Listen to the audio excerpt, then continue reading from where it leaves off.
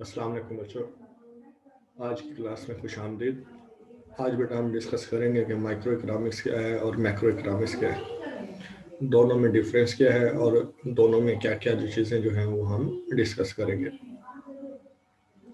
बेटा first micro economics का जो लफ्ज़ी मीनिंग है, इसका मतलब है मिलियंथ पार्ट। माइक्रो का जो मतलब है वो है मिलियंथ पार्ट। तो मिलियंथ पार्ट मीन के किसी भी चीज़ के छोटे छोटे जितने पॉसिबल हिस्से हो सकते हैं उतने उसको छोटे छोटे हिस्सों में तकसीम करना। तो माइक्रो इकोनॉमिक्स क्या होगी? It is the branch of economics that concern with the study of individual economic agents in the economy.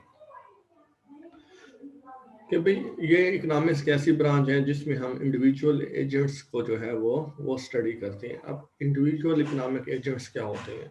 Individual किसी भी इकोनॉमी के अंदर थ्री जो है वो एजेंट्स होते हैं, तीन तरह के एजेंट्स होते हैं। नंबर वन हाउस होल्ड, ठीक है। नंबर टू फार्म्स या बिजनेसमैन, नंबर थ्री गवर्नमेंट। तो ये तीन किसी भी इकोनॉमी के जो इकोनॉमिक एजेंट होते हैं, जो इकोनॉमिक रोल प्ले करते हैं, वो ये तीन आप सेक्टर कह लें या तीन थ्री एजेंट्स कह लें, वो ये होते हैं। नंबर वन हाउस होल्ड, ठीक है जी, ये जो घराने होते हैं अवाम। नंबर टू फार्म्स या बिजनेस, ठीक है जी। Number three government. अब हमने करना क्या है माइक्रो इकोनॉमिक्स में? माइक्रो इकोनॉमिक्स में बेसिकली इन इंडिविजुअल जो एजेंट्स हैं, जो फर्म हैं, जो हाउस होल्ड है, जो गवर्नमेंट है, इनका हमने इंडिविजुअल एनालिसिस करना है। हाउस होल्ड से फॉर एग्जांपल के एक शख्स है अली, ठीक है जी, वो हाउस होल्ड का जो है वो मेंबर है। तो अली की इनकम क्या है, अली के एक्सपेंडिचर कितने हैं, अली इनकम जो है वो कहाँ से अर्न करता है, अली इनकम अपने स्पेंड कहाँ कहाँ करता है। तो ये जो है ये माइक्रो इकोनॉमिक्स के अंदर आएगा। इसी तरह अगर हम फर्म की बात करें, तो एक फर्म है, एक स्पेसिफिक फर्म है, उसकी रेवेन्यू कितनी है, उसकी कॉस्ट कितनी है, उसके एक्सपेंडिचर्स कितने हैं, क्या वो अपनी प्रोडक्ट जो है, अपनी आउटपुट जो है वो एक्सपोर्ट करती है, क्या वो अपनी जो प्रोडक्ट है उसकी वो लोकल मार्केट में सेल करती है, तो उस फर्म का क्या बिहेवियर है। सो बेटा माइक्रो इकोनॉमिक्स में बेसिकली हमने इंडिविजुअल चीज़ों को जो है वो डिस्कस करना है। तो इसके बरक्स मैक्रो इकोनॉमिक्स क्या है? मैक्रो का मतलब aggregate, large. It is the branch of economics that concern with the study of aggregates in the economy. For example national income of the Pakistan, unemployment rate and the total export of the nation.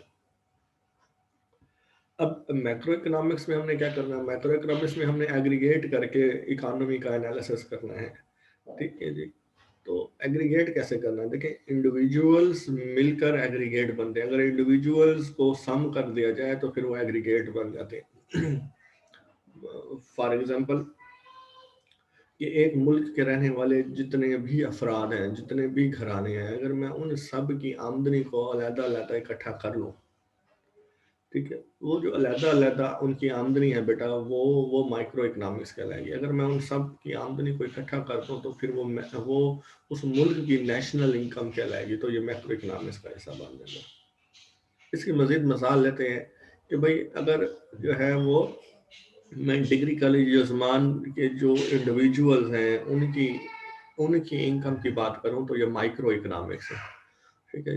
उनकी individual income की बात करूं तो ये micro economics है, ठीक है जी। फर्ज ये करते हैं कि भाई हमारे पास टोटल जो पॉपुलेशन है ना, टोटल जो स्टडी का एरिया है वो है ही यजमान, ठीक है जी। तो यजमान के एक कॉलेज के रहने वाले लोगों की जो आमदनी है वो माइक्रो इकोनॉमिक्स है। तो जबकि पूरे यजमान के रहने वाले लोगों की अगर आमदनी को जमा कर दिया जाए तो वो मैक्रो इकोनॉमिक्स बनेगी। तो यजमान से निकलते हैं हम, अपना स्टडी एरिया जो है वो बढ़ाते हैं, हम भावलपुर कर लेते हैं, पूरा भावलपुर जो है वो डिवीजन। तो पूरे भावलपुर डिवीजन में ये जो यजमान है एक छोटा सा एक इलाका है, ठीक है जी। तो यजमान की आमदनी जो है, लोगों की आमदनी जो है, ये फिर माइक्रो इकोनॉमिक्स होगी।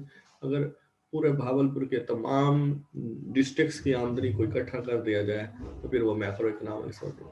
अब थोड़ा सा और आगे चलते हैं। हम कहते हैं जी हमारा जो स्टडी एरिया है वो है पंजाब। तो पंजाब सूबे के अंदर बहावलपुर एक छोटा सा शहर है। तो अब भावलपुर की जो आमदनी होगी ये माइक्रो इकोनॉमिक्स कहलाएगी, और पूरे पंजाब की जो आमदनी होगी ये मैक्रो इकोनॉमिक्स कहलाएगी। थोड़ा सा और आगे चलते हैं, भाई पूरे मुल्क को ले लेते हैं स्टडी एरिया में। तो पूरे मुल्क की जो आमदनी होगी वो मैक्रो इकोनॉमिक्स होगी, और पंजाब की जो आमदनी होगी वो माइक्रो इकोनॉमिक्स के अंदर।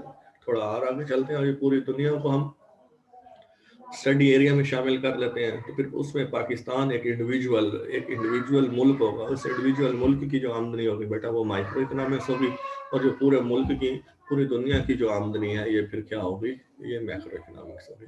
आज के लेक्चर में बस हमने इतना ही देखना था कि माइक्रो इकोनॉमिक्स और मैक्रो इकोनॉमिक्स में डिफरेंस क्या है, और कैसे माइक्रो से मैक्रो में जो है वो चीज़ें जो है वो कन्वर्ट होती हैं। ओके जी, अल्लाह हाफिज़।